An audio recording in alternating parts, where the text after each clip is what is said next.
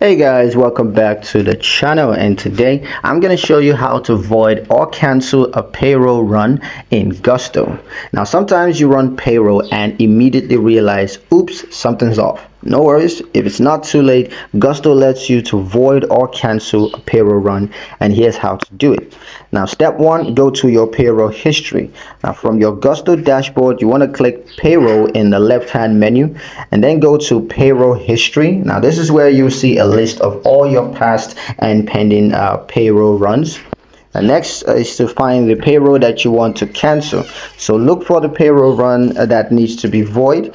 Click on it to open the details and double check that it's the correct one.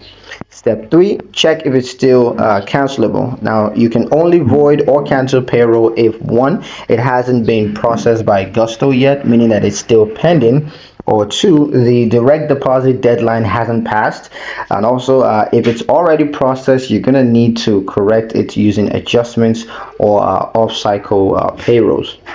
Now for step 4, click void or cancel. So if eligible, you'll see the option to void payroll at the top or bottom of the payroll details page. So just click it and follow the prompts to confirm the cancellation. Now this is going to stop the payment from being sent, as well as reset the payroll run, and also allows you to make changes and rerun if needed.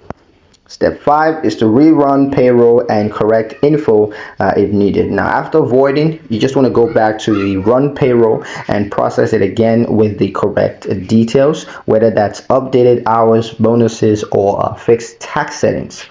And that's how you cancel a payroll run in Gusto. Now the key is timing. If you catch it early enough, it's a pretty simple fix.